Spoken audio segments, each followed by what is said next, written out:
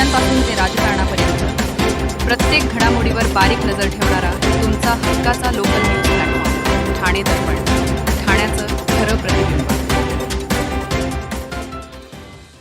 राज्य माध्यमिक आणि उच्च माध्यमिक शिक्षण मंडळाचा इयत्ता 10वी परीक्षेचा निकाल आज जाहीर झाला असून ठाणे जिल्ह्याचा 95.4% निकाल लागला असून गेल्या वर्षीच्या तुलनेत यंदाच्या निकालात काहीशी घसरण झालेली पाहायला मिळते। परंतु असे असले तरी नेहमीप्रमाणे 10वीच्या निकालात यंदाही मुलींनीच बाजी मारले। मागील आठवड्यात 12वीचा निकाल जाहीर झाला, त्यापाठोपाठ आज राज्य माध्यमिक आणि उच्च माध्यमिक शिक्षण मंडळाचा 10वीचा निकाल जाहीर झाला आहे। ठाणे जिल्ह्यातून यंदाच्या वर्षी 1,11,322 विद्यार्थ्यांनी 10वीच्या परीक्षा दिली होती। त्यापैकी 1,05,408 विद्यार्थी उत्तीर्ण झालेत। यामध्ये 53,363 मुलांचा आणि 52,045 मुलींचा समावेश असल्याची माहिती जिल्हा माध्यमिक शिक्षण विभागाकडून देण्यात आली। जिल्ह्यात यंदाही मुलींचे उत्तीर्ण होण्याचे प्रमाण सर्वाधिक असून 96.35% मुली उत्तीर्ण झाल्यात, तर 93.80% मुले उत्तीर्ण झालेत। गेल्या वर्षी ठाणे जिल्ह्याचा 10वीचा निकाल 95.57% लागला होता, तर यंदाच्या वर्षी निकालामध्ये काही प्रमाणात घट झाली असून 95.4% निकाल लागला आहे। ठाणे जिल्ह्यातून यंदाच्या वर्षी 1,11,322 विद्यार्थ्यांनी 10वीची परीक्षा दिली होती। त्यामध्ये 57,105 मुले तर 54,217 मुलींचा समावेश होता। 57,105 मुलांपैकी 53,363 मुले तर 54,217 मुलींपैकी 52,045 मुली उत्तीर्ण झाल्यात। त्यामुळे यंदाही मुली उत्तीर्ण होण्याचे प्रमाण हे सर्वाधिक आहे। ठाणे शहरातून जाणाऱ्या अवजड वाहनांना रोखण्यासाठी ठाणे खाडी किनारा प्रकल्प अर्थात कोस्टल रोड या प्रकल्पाचे काम 28% पूर्ण झाले असून हा प्रकल्प डिसेंबर 2028 पर्यंत पूर्ण होणार आहे। त्यामुळे हा प्रकल्प पूर्ण होण्यास आणखी 3 वर्षे लागण्याची शक्यता आहे। उरण JNPT येथून गुजरातच्या दिशेने तसे वसई गुजरात येथून भिवंडी आणि उरण JNPTच्या दिशेने वाहतूक करणारी हजारो अवजड वाहने खारेगाव टोलनाका घोडबंदर मार्गे ठाणे शहरातून वाहतूक करतात। घोडबंदर मार्गालगत लोकवस्ती वाढल्याने तसेच मेट्रो घोडबंदर रस्ता रुंदीकरण अशा प्रकल्पाची कामे सुरू असून रस्ते अरुंद झालेत। त्यामुळे अनेकदा घोडबंदर मार्गावर वाहतूक कोंडी अवजड वाहनांमुळे अपघाताचा सामना सहन करावा लागतो। अवजड वाहनांच्या वाहतुकीसाठी राज्य सरकारने खारेगाव टोलनाका ते गायमुख हा 13 किलोमीटर लांबीचा खाडी किनारा प्रकल्पाच्या निर्माणाचा निर्णय घेतला होता। या प्रकल्पाचे 28% काम पूर्ण झाले। ठाण्यातील भाजपचे आमदार संजय केळकर यांनी गुरुवारी मुंबई महानगर प्रदेश विकास प्राधिकरणाचे मुख्य अभियंता आणि कंत्राटदार कंपनीच्या अधिकाऱ्यांसह या प्रकल्पाची बाळकुम येथे पाहणी केली। यावेळी अधिकाऱ्यांनी प्रकल्पाच्या प्रगतीबाबत माहिती दिली। खारेगाव बाळकुम ते गायमुख असा ठाणे खाडीच्या काठाने जाणारा खाडीकिनारी मार्ग 6 पदरी असेल। 2,727 कोटी खर्चाचा हा प्रकल्प असून या मार्गामुळे खारेगाव ते गायमुख प्रवासाचा वेळ 45 मिनिटांवरून अंदाजे 15 मिनिटांवर येणार आहे। विशेष म्हणजेच या मार्गामुळे मुंबई नाशिक महामार्ग JNPT वाढवण बंदर पश्चिम महाराष्ट्राच्या दिशेने माल वाहतुकीला वेगवान जोडणी मिळणार आहे। 6 महिन्यापूर्वी या प्रकल्पाचे काम सुरू झाले असून 40 महिन्यात हे काम पूर्ण होणार आहे। या मार्गातील काही भाग कांदळवनाच्या ठिकाणी उन्नत असून 2028 पर्यंत काम पूर्ण होणार असल्याचे केळकर यांनी माध्यमांना सांगितले।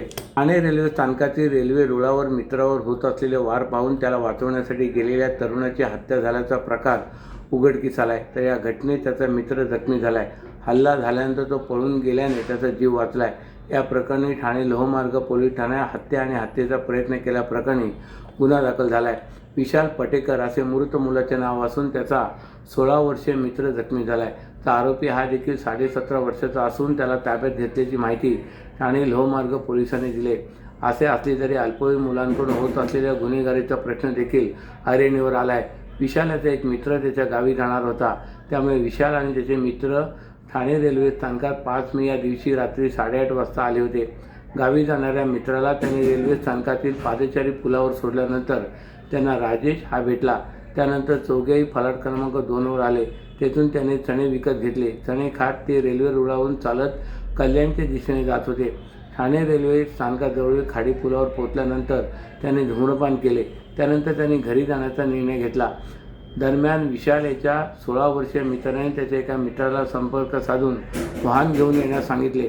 त्याचवेळी राजेश याने पूर्व वैमनस्यातून त्याच्या हातातील धारदार शस्त्राने हल्ला करण्यास सुरुवात केली। यामुळे त्याने तिथून पळ काढण्यास सुरुवात केली. विशाला त्याला वाचवण्यासाठी गेला असता राजेश याने त्याच्यावरही वार केले. 16 वर्षीय मुलगा जखमी अवस्थेत रेल्वे स्थानक परिसरात आला. त्याला नागरिकांनी उपचारासाठी खाजगी दवाखान्यात दाखल केले. त्यानंतर तो पुढील उपचारासाठी स्वतः कळवा येथील छत्रपती शिवाजी महाराज रुग्णालयात उपचारासाठी दाखल झाला. तर राजेशच्या हल्ल्यात विशाला हा गंभीर जखमी झाला आहे. तो धावत स्थानकाजवळ एका कट्ट्यापर्यंत पोहोचला. त्याच्या तिसऱ्या मित्राने त्याला प्रवाशाच्या मदतीने ठाणे जिल्हा शासकीय रुग्णालयात दाखल केले, परंतु डॉक्टरांनी त्याला मृत घोषित केले. सर्व नागरिकांना आवाहन करण्यात येत आहे की सध्या डासांमार्फत पसरणाऱ्या डेंग्यू या आजाराचा प्रसार रोखण्यासाठी प्रत्येकाने पुढीलप्रमाणे कार्यवाही करावी. डेंग्यू आजार एडिस इजिप्ती हा डास चावल्याने होतो. या डासांची पैदास साचलेल्या किंवा साचवलेल्या स्वच्छ पाण्यामध्ये होते.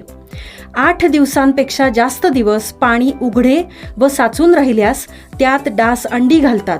अंड्यांच्या अळ्या तयार होऊन पुढे डास तयार होतात.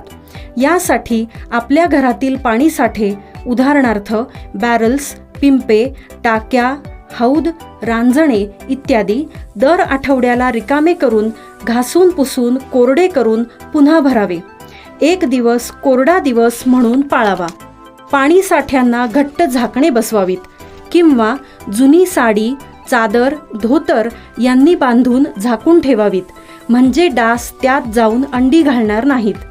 घराच्या गच्चीवर, आजूबाजूला, अंगणात कोठेही पाणी साचू देऊ नये. भंगार सामान उघड्यावर टाकू नये.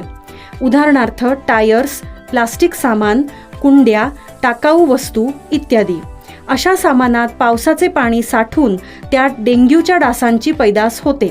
घरातील कूलर्स, फ्रीजच्या पाठीमागील ट्रे हे देखील वेळोवेळी कोरडे करावेत. लक्षात ठेवा, नुसत्या फवारणीने डास घनता कमी होत नाही, तर त्यासाठी डास पैदास ठिकाणे नष्ट करणे ही आपल्या सर्वांची जबाबदारी आहे. कोणताही ताप अंगावर न काढता जवळच्या शासकीय रुग्णालयात मोफत औषधोपचार घ्या. अशा प्रकारे नागरिकांनी सहकार्य केल्यास डेंग्यूचा प्रसार रोखणे सहज शक्य आहे. सोशल मीडियावर प्रसिद्धी मिळवण्यासाठी वेगवेगळे स्टंट करणाऱ्या एका तरुणाला आता त्याचाच व्हिडिओ चांगलाच महागात पडला आहे. वीप क्लिक या नावाने इंस्टाग्राम अकाउंट चालवणारा हा तरुण जंगलातील विविध फळे, झाडांची पाने, कीटक याचे सेवन करत व्हिडिओ बनवत असे. स्वतःला ठाण्याचा बिअर ग्रिल म्हणून सादर करणाऱ्या या तरुणाचा नुकताच एका येऊरच्या जंगलात मुंग्या आणि पक्ष्यांची अंडी खाण्याचा व्हिडिओ सोशल मीडियावर प्रचंड व्हायरल झाला होता. मात्र या व्हिडिओमुळे वन विभागाने गंभीर दखल घेत त्याच्यावर कारवाई केली. संबंधित तरुणाने ठाण्यातील येऊर परिसरात जाऊन जंगलात मुंग्या खातानाचे तसे पक्ष्यांची अंडी फोडून खातानाचे व्हिडिओ शूट केले होते. हा परिसर राष्ट्रीय संजय गांधी उद्यानाचा संवेदनशील वन भाग मानला जातो. जंगलातील जैवविविधता आणि वन्यजीवांच्या अधिवासातील छेडछाड केल्याचा आरोप करत वन विभागाने या प्रकारची चौकशी सुरू केली. व्हिडिओ सोशल मीडियावर वेगाने व्हायरल झाल्यानंतर अनेक पर्यावरणप्रेमी आणि नागरिकांनी संताप व्यक्त केला होता. फॉलोअर्स आणि व्ह्युअर्ससाठी जंगलातील नैसर्गिक जीवांशी खेळणे कितपत योग्य असा सवाल उपस्थित केला जात होता. विशेषतः पक्ष्यांची अंडी नष्ट करणे आणि जंगलातील परिसंस्थेला हानी पोहोचवणारे कृत्य दाखवून त्याचे उदात्तीकरण करणे धोकादायक असल्याची टीका करण्यात आली. या प्रकरणी वन विभागाने संबंधित तरुणाला ताब्यात घेत चौकशी केली. तसेच त्याला समाज माध्यमावर सार्वजनिकरित्या माफी मागण्यास भाग पाडण्यात आले. त्याने आपल्या इंस्टाग्राम अकाउंटवर व्हिडिओ शेअर करत कोणाच्याही भावना दुखवण्याचा हेतू नव्हता, तसेच कोणीही माझ्या कृत्याची कॉपी करू नये असे म्हणत दिलगिरी व्यक्त केले. नालेसफाईच्या नावाखाली केवळ थूकपट्टी लावली जात असल्याने शिवसेना ठाकरे पक्षाचे ठाणे शहर संघटक महेश कदम यांनी थेट नाल्यात उतरून आंदोलन करत योग्यरित्या नालेसफाई न केल्यास अधिकाऱ्यांना नाल्यात उतरवण्याचा इशारा दिला आहे. ठाणे महापालिका क्षेत्रामध्ये नालेसफाईला गेल्या काही दिवसांपूर्वी सुरुवात झाली असली तरी काही नाले दुर्लक्षित केले जात असल्यामुळे शिवसेना उद्धव बाळासाहेब ठाकरे पक्षाचे शहर संघटक महेश कदम यांनी आज थेट नाल्यातच उतरून तीव्र आंदोलन केले आहे. पावसाळ्यापूर्वी नालेसफाईच्या कामांना जोरदार सुरुवात झाली. अशातच ठाणे महापालिका क्षेत्रातील नालेसफाईच्या कामांना वेग आला आहे. अनेक ठिकाणी नालेसफाईची कामे सुरू आहेत. काही ठिकाणी तर ठेकेदारांनी नालेसफाई पूर्ण झाला असल्याचा दावा देखील केला आहे. असं असलं तरी चंदनवाडी परिसरात असलेला नाला योग्यरित्या साफ न केल्यामुळे शिवसेना ठाकरे पक्षाचे शहर संघटक महेश कदम यांनी थेट नाल्यात उतरून अनोखं आंदोलन केले. दरवर्षी नालेसफाईच्या नावाखाली अधिकारी आणि ठेकेदार यांच्या संगनमताने केवळ थुकपट्टी केली जाते. त्यामुळे दरवर्षी नाल्यातील पाणी तुंबल्याने नागरिकांच्या घरात पाणी शिरून मालमत्तेचं मोठ्या प्रमाणात नुकसान होतं. मात्र यावर्षी ठाणेकर नागरिक आता जागे झालेत. नाल्यालगत राहणाऱ्या नागरिकांचे होणारे नुकसान लक्षात घेता शिवसेना ठाकरे पक्षाचे शहर संघटक महेश कदम यांनी थेट नाल्यात उतरून आज या नालेसफाईची पोलखोल केली आहे. अशाच नव्या आणि ताज्या बातम्यांसाठी ठाणे दर्पणच्या पेजला लाईक करा आणि फॉलो करायला विसरू नका.